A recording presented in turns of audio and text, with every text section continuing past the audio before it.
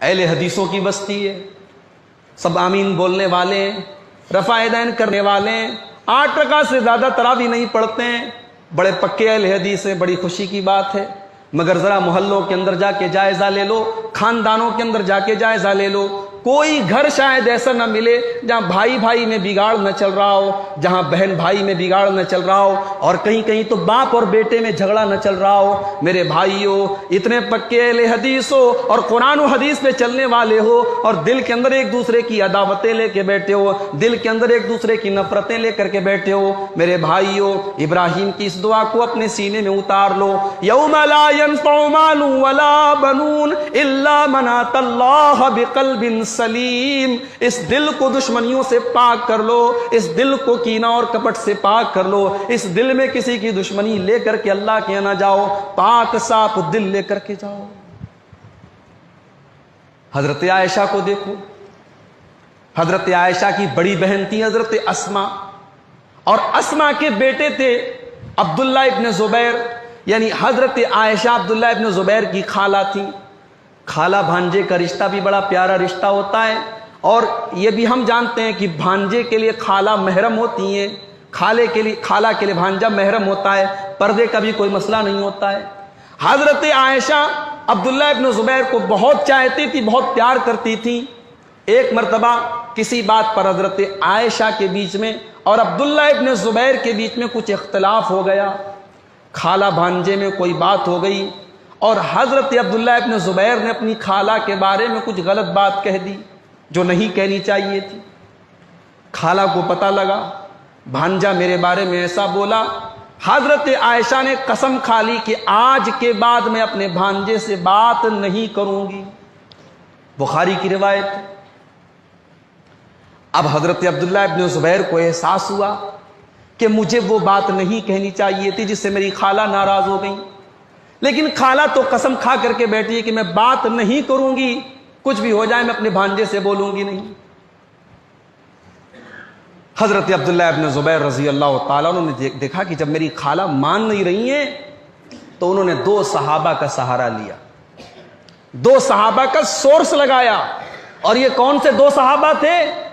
یہ وہ 2 صحابہ تھے جن کا تعلق اللہ کے رسول کے نانیحال کے خاندان سے تھا، جو اللہ کے نبی کے ماموں لگتے تھے۔ حضرت عبداللہ ابن زبیر نے سوچا میری خالہ میری بات نہیں مانیں گی، نبی کے ماموں لوگ ہیں، نبی کے نانیحال کے لوگ ہیں، بڑے لوگ ہیں، اما عائشہ ان کی بات مان لیں گی، میری خالہ ان کی بات مان لیں گی اور غصہ اپنا تھوک دیں گی، بات ختم کر دیں گی۔ بخاری کے الفاظ ہیں،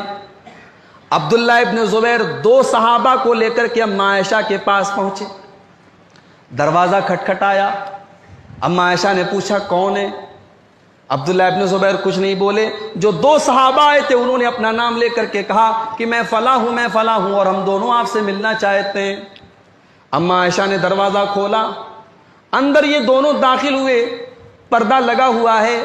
پردے کے اس پار اما عائشہ بیٹھی ہوئی ہیں اور اس پار یہ دونوں صحابہ بیٹھے ہوئے ہیں۔ جیسے ہی دروازہ کھلا اور پردے کے اس پار اما عائشہ چلی گئیں، عبداللہ ابن زبیر فوراً اندر چلے گئے اور جا کر کے اپنی خالہ کے گلے لگ کر کے پھوٹ پھوٹ کر کے رونے لگے، معافی مانگنے لگے، اپنی غلطی کی معافی مانگنے لگے۔ اور جب وہ معافی مانگنے لگے، ادھر سے یہ دونوں صحابہ کہنے لگے اے ام المومنین، اے اما عائشہ، آپ تو نبی کی بیوی ہیں، آپ تو نبی کی بیوی ہیں، آپ تو ہم سب کی ماں ہیں، آپ نے تو نبی کی وہ حدیث سنی ہے، کسی مسلمان کے لیے جائز نہیں ہے کہ وہ 3 دن سے زیادہ اپنے مسلمان بھائی سے قطع تعلقی کر لے، 3 دن سے زیادہ بول چال بند کر لے۔ آپ اپنے بھانجے کو معاف کر دیں، آپ اپنے بھانجے کو درگزر کر دیں، آپ کا بھانجا آپ سے معافی مانگنے آیا ہے، اپنے بھانجے کو معاف کر دیں۔ اللہ اکبر، نبی کی حدیث نبی کی بیوی کو سنائی جا رہی ہے، کائنات کے مومنوں کی ماں کو سنائی جا رہی ہے۔ اما عائشہ معافی مانگ رہے عبداللہ ابن زبیر اور ادھر سے حدیثیں بھی سنائی جا رہی ہیں۔ اما عائشہ رونے لگی، اپنے آنسوؤں کو اپنے دوپٹے سے پوچھنے لگی اور کہنے لگی کہ مجھے مجبور نہ کرو، میں نے اللہ کے نام کی قسم کھائی ہے۔ کہا اما عائشہ قسم توڑ دیجئے، قسم کا کفارہ دے دیجئے اور اپنے بھانجے کو معاف کر دیجئے۔ آخر میں اما عائشہ نے اپنے بھانجے کو معاف کر دیا، اور حدیث کے الفاظ ہیں کہ اس قسم کو توڑنے کے کفارے کے طور پہ کئی غلاموں کو حضرت عائشہ نے آزاد کیا تھا۔ میرے پیارے بھائیوں،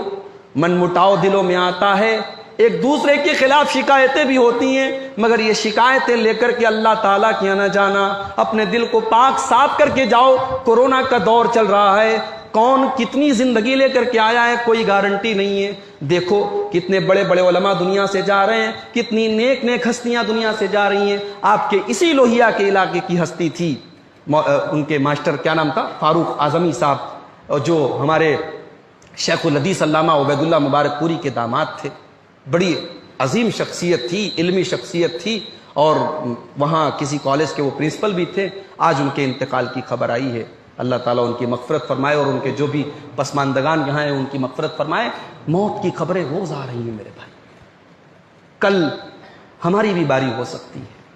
کوئی گارنٹی نہیں ہے۔ یہ بیماریاں، یہ وائرس، یہ موت کسی سے پوچھ کے، کسی سے وارنٹ لے کے نہیں آتا ہے۔ تو میرے بھائیوں، دل کو پاک کر دو، دلوں سے حسد اور بغض نکال دو، دلوں سے دشمنیاں نکال دو۔ یہ دنیا کی زمین جائیداد اور مال اور پیسے اور کسی کی بات اور کسی کی شکایت کو لے کے جو یہ جھگڑے ہیں، ختم کرو۔ نبی کی بشارت میں آپ کو سناتا ہوں،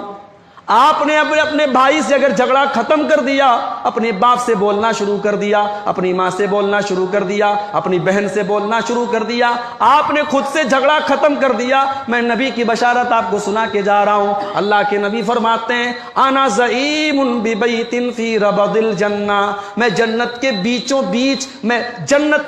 بیچ ایک مکان کی گارنٹی دیتا ہوں اس آدمی کو، لمن ترک المراء وان کان محقا، جو حق پر ہونے